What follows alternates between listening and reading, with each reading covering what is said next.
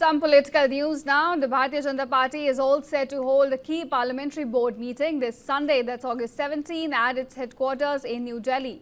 Now, according to senior party sources, the meeting may include discussions on selecting the NDA's candidate for the upcoming vice presidential election as well. Remember, all parliamentary board members are expected to attend this meeting, including Prime Minister Narendra Modi, Home Minister Amit Shah, Defence Minister Rajnath Singh, as well as BJP President JP Nadda.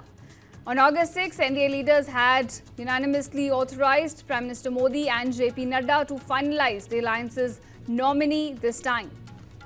Remember, the vice presidential election is scheduled to take place on September 9th, with voting set to take place from 10 a.m. to 5 p.m. on the first floor of the Parliament House, should the election be contested.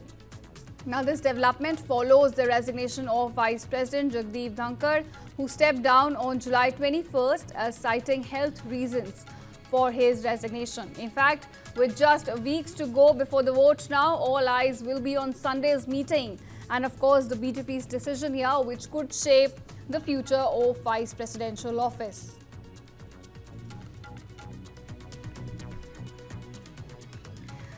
This is the latest we're getting in, that BJP is all set to hold its parliamentary board meeting this Sunday. This meeting will be held at its headquarters in New Delhi. And according to the sources, we're getting to understand that the meeting will include discussion on selecting the NDA's candidate for the upcoming vice presidential poll. Now, remember, in this meeting, all parliamentary board members are expected to attend, which means Prime Minister Narendra Modi is going to be there. You will also have Home Minister Amit Shah, Defence Minister Rajnath Singh, as well as BJP President JP Nadda.